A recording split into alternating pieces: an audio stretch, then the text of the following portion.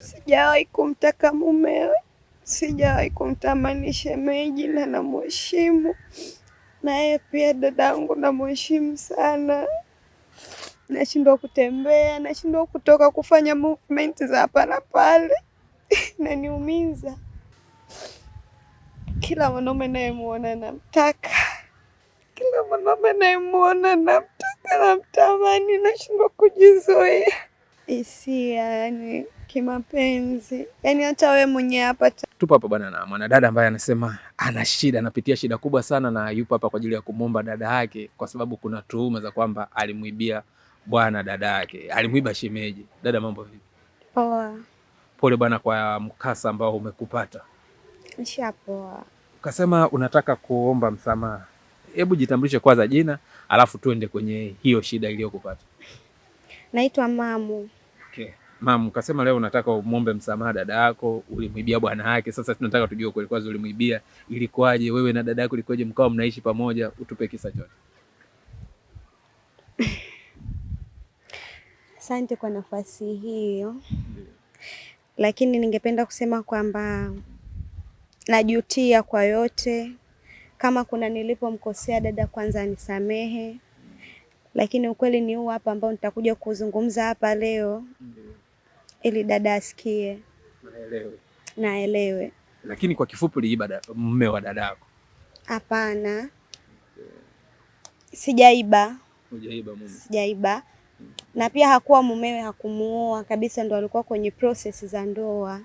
Okay. Sasa tuanzie mwanzo, ilikuwaje kwaje wewe mkaanza kuishi na dada yako pamoja mpaka mkafikia kwa shemeji tata hivyo unasema unapitia matatizo? Yule ni dada yangu. Na unajua mtu kwa dada yako unaweza kaenda mkakaa mkaishi. Dada alikuwa na mchumba wake ambaye ndo alikuwa kwenye process za ndoa. Sasa shemeji alipokuja kuniona mimi akanitaka. Wapi, nyumbani au ukiwa kwa dada? Nikiwa kwa dada. Alinitaka kimahusiano lakini sikumkubali, nilimkataa. Lakini nilimkataa shemeji, lakini dada hataki kukubali kama nilimkataa. Na akaenda kunifanyia kitu ambacho kinaniumiza, kinanitafuna kila siku, kinaniuma. Pole sana. Kuna jambo gani ambalo limefanyika ambalo unasema linakutatiza? Dadangu baada ya kuhisi mimi natoka na mwanaume wake, akaniendea kwa mganga, kanitupia jini linanisumbua. Pole sana. Nashindwa kutembea, nashindwa kutoka kufanya movement za hapa na pale. Naniumiza. Yaani hilo jini linakufanyia nini mpaka unasema tupiwa jini? Kuna kitu gani kinachotokea kwako? Kila mwanaume nayemuona namtaka. Wewe? Kila mwanaume unayemuona unamtaka? Kila mwanaume nayemuona namtaka, namtamani, nashindwa kujizuia. Unamtaka kwamba kuoe au unamtaka kinamna gani? Yani hisia, yani kimapenzi. Yani hata wewe mwenyewe hapa tayari nishakutamani. Kweli imekuwa ni shida sana. Na hii hali ilikuwaje kwaje mpaka ukasema ni jini? Kwa nini umefikia kusema ni jini? Labda ni tamaa tu za mwili kawaida. Sio kawaida, sikuwa hivi mimi. Alafu nimejihangaikia pia, nimeambiwa. Sio kawaida. Umehangaika, umefanyaje? Nimehangaika kwa madaktari kwenye tiba. Kuangalia kama na tatizo labda la homoni, lakini sikuzaliwa hivi. Okay. Tatizo limekuja baada ya mkasa huo uliopita, ndo tatizo limetokea. Okay. Kwa hiyo wataalamu wanasema ufanye nini sasa? Namuomba msamaha tu dadangu, kwa sababu hakuna dawa hapo ameweza kunisaidia. Dadangu anisamehe popote alipo. Naomba kwanza nijue kwanza, baada ya dada yako kuhisi au kujua kwamba wewe unatoka na mumewe, alikuonya, alifanya nini au aliongea nini mpaka mkafikia? Aliniuliza lakini nilimkatalia. Kamkatalia kwa sijawahi kutembea na mumewe, lakini hakutaka kuniamini. Na kwa nini sasa kufanyia hicho alichokufanyia kama we ulikuwa kweli utoki naye? Nini kilichomtokea? Nini kilichompata yeye mpaka akaona kufanyia hicho? Sijui. Kwanza baada ya shemeji wewe kukufuata, ulimjibu nini na shemeji alichukua hatua gani? Nilimkatalia. Unasemaje shemeji? Kwa muda ule hakujibu kitu, lakini siende. Pole sana. Pole sana. Kwa hiyo sasa kilitokea nini? Wao mahusiano yao yanaendelea kama kawaida au nini kiliendelea? Hawakuweza kuendelea tena, waliachana. Kwa shemeji baada ya vile akaenda kumwambia dada. Kwa hiyo akaachana kwa madada. Alienda kumwambia dada yako kwamba ni kwamba amekutongoza wewe au ni nini alichomwambia? Alienda kumwambia dada kwa amtaki tena yeye, anataka mimi. Okay. Kwa ndo maana dada akapata hasira basi za kuendea kwa mtaalamu.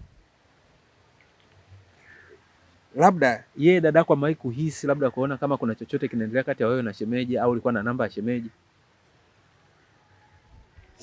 Mambo yametokea ghafla sana, mimi mwenyewe nashindwa kuelewa ni kitu gani. Ukuwa na namba ya shemeji? Na shemeji sasa hivi mna mawasiliano yoyote? Kama unavyosema unatamani wanaume, siji katokea tena umekutana naye ukashangaa mwanzo ulimkataa sasa hizo ukamkubali. Hapana, sina namba zake. Na mkukutana mjakutana? Kwa hiyo katika hali hiyo unajizuia vipi sasa kuhakikisha kwamba huharibiki au upati matatizo, kwamba unakuwa unatamani wanaume isije katokea wakapatikana wanaume ambao wakachukua kama nafasi sasa kukutumia? Natulia ndani.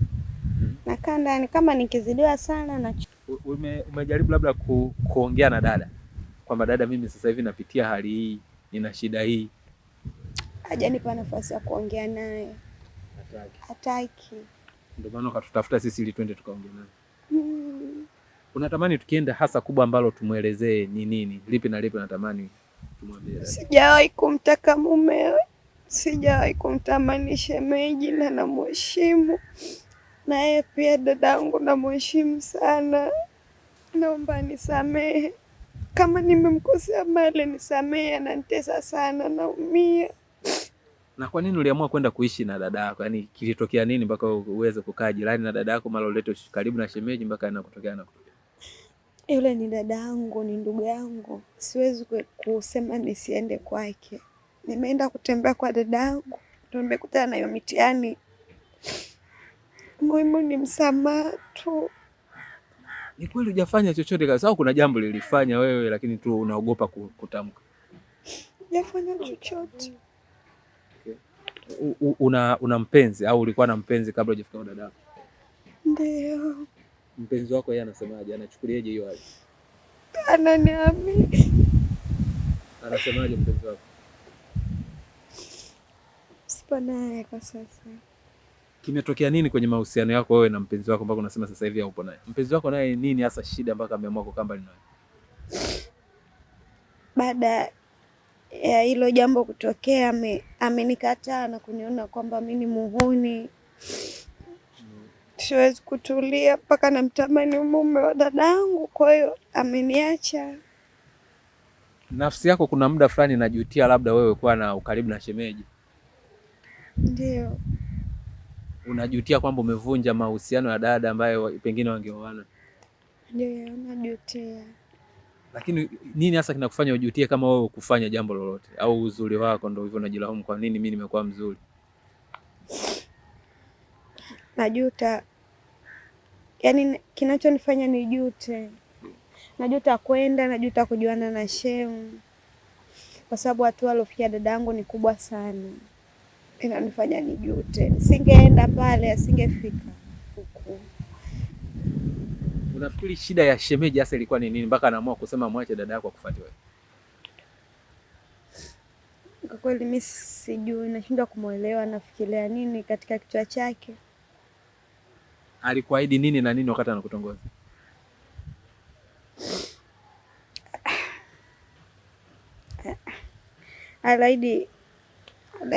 Alaidi vingi kama mwanaume akiwa na approach mwanamke.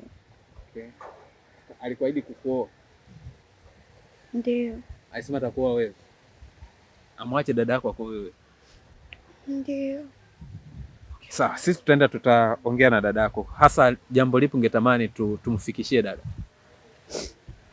Anisamee, so kweli sijawahi kutoka na shemeji.